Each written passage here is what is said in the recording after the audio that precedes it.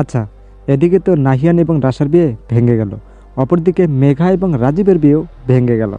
মেঘাকে খোঁজার জন্য এখন মেঘার চাচা এবং চাচি মিলে রাশার বাড়িতে চলে আসবে। যাই হোক বন্ধুরা, আজকের এই ভিডিওতে আমি পরম্পরা নাটকটির আগামীকালকের 78তম এপিসোডে কী কী ঘটনা ঘটতে যাচ্ছে এটাই শেয়ার করার চেষ্টা করব আপনাদের মাঝে। তাই আপনারা যারা পরম্পরা নাটকটি দেখতে অনেক ভালোবাসেন, ভিডিওটি একদম শুরু থেকে শেষ পর্যন্ত দেখবেন। তার পাশাপাশি বন্ধুরা, আমার এই ড্রামা ভিডিও ইউটিউব চ্যানেলে কোনো দর্শক নতুন হয়ে দেখলে প্লিজ নিজ থেকে আমার চ্যানেলটা সাবস্ক্রাইব করে রাখবেন। ভিউয়ার্স, আপনারা সকলে জানেন যে নাহিয়ান রাশাকে বিয়ে করতে গিয়েও করলো না, কারণ সেখানে মেঘা এসে উপস্থিত হয়েছে। এবং বন্ধুরা, আপনারা এও জানেন যে নাহিয়ান মূলত মেঘাকেই ভালোবাসে, অপরদিকে রাশা আবার নাহিয়ানকে ভালোবাসে। বাট এই ত্রিমুখী প্রেমে কে জয়যুক্ত হবে, নাহিয়ান রাশা না নাহিয়ান মেঘা?